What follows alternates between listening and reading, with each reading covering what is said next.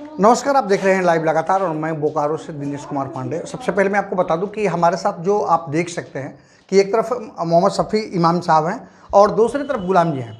हम आपको बताएंगे कि ये 1932 का जो खतियान था, इनके बहुत बड़े ये आंदोलनकारी हैं, चाहे जेपीएससी हो, और ये राजभवन पर लगभग इनका धरना जो है एक लंबे अवधि से चल रहा है। लेकिन अब ये लोग अपने पंचायत कसमार में आ गए हैं, प्रखंड कसमार में आए हैं और ये अपने पंचायत चुनाव पे रणनीति बना रहे हैं। तो क्या इनकी रणनीति है और किस तरह के स्थानीयता को देखते हुए और क्या इनकी अगली रणनीति होगी, तो सबसे पहले हम बात करते हैं शफी जी साहब।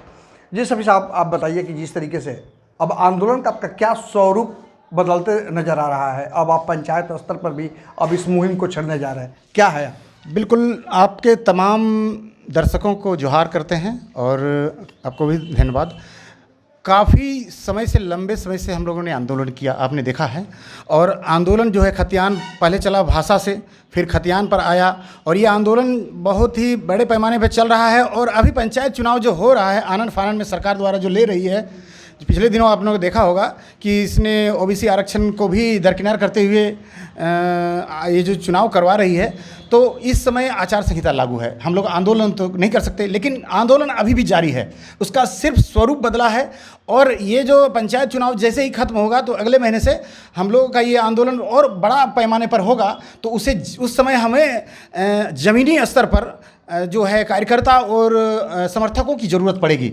इसीलिए हम लोगों ने अभी रणनीति को बदल दिया है और एक ऐसा रणनीति बना रहे हैं कि जो खतियान की बात करेगा वही पंचायत में राज करेगा के नारा को पूरा गूंजेगा 24 जिला में, झारखंड में। और इस रणनीति के लिए हम लोग जो बूथ वाइज है 5-5 कैंडिडेट को तैयार कर रहे हैं, अपना लिस्टेड कर रहे हैं। कोरोना के काल में जिसने साथ दिया और जो खतियान भाषा आंदोलन में हमारे साथ बढ़ चढ़ कर भाग लिया है, उनको हम लोग चिन्हित करके उनको जिताने का काम करेंगे। इसीलिए हम लोग हर बूथ में 5-5 कैंडिडेट को लिस्टेड करना, हम लोग रणनीति को सफल बनाने के लिए हम लोग लगे हुए हैं। तो आप देख सकते हैं कि जिस तरीके से रणनीति को सफल बनाने के लिए और जमीनी स्तर से आंदोलन को और बेहतर तरीके से आंदोलन की पृष्ठभूमि तैयार करने की दिशा में ये आंदोलनकारी जो हैं जुड़े हुए हैं। हमारे साथ अब मौजूद हैं गुलाम जी। जी गुलाम जी, अब क्या रणनीति होगी? बड़ी रणनीति आप लोगों की एक लंबी होती है और एक स्थानीयता आपका बहुत बड़ा मुद्दा है। बिल्कुल, हमारा मुद्दा है और हम अपने मुद्दे पे ही काम कर रहे हैं और हम ज़मीनी स्तर पे जुड़ रहे हैं। ज़मीनी स्तर पे ज़मीन के ऊपर हमारा काम दिख रहा है।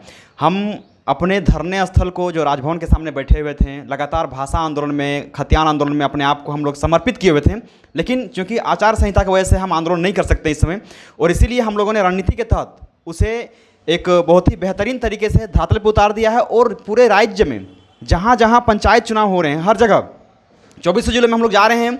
और अभी हम लोग इस समय पहुँचे हुए अपना पैतृक जिला जो कसमार में है और कसमार पंचायत में है, कसमार प्रखंड में है। और यहाँ पे भी हम लोग राजनीति में जो उथल पुथल अभी मची हुई थी, हम लोग पंचायत स्तर पे चाह रहे हैं कि वैसे समर्थक को अपने लिए खड़ा करें जो आने वाले समय में हमारे आंदोलन में प्रत्यक्ष रूप से हमारे लिए प्रतिभागी बनेंगे, हमारे साथ रहेंगे और लगातार हमारे आंदोलन को सफल बनाने में उनका योगदान दिखेगा। और इसीलिए पंचायत चुनाव में हम वैसे ही प्रत्याशियों को चुन रहे हैं जो कि शिक्षित हो, जागरूक हो, पढ़े लिखे हों और मतलब कहीं ना कहीं प्रत्यक्ष और अप्रत्यक्ष रूप से हमारे आंदोलन को समर्थन दिए हों, चाहे वो नियुक्ति के लिए आंदोलन हो, चाहे रोजगार के लिए आंदोलन हो, चाहे खतियान के लिए आंदोलन हो या फिर भाषा के लिए आंदोलन हो, हर तरह से उनका समर्थन मिला है। और आज हम लोग मतलब कि बहुत ही बेहतरीन तरीके से धरातल पे अपनी बातों को रख करके नए तरीके से उन लोगों को हम तैयार करें ताकि आने वाले समय में वो हमारे लिए काम करें, खतियान के लिए काम करें, झारखंड के लिए काम करें, यहाँ के युवाओं के लिए काम करें, रोजगार के लिए काम करें।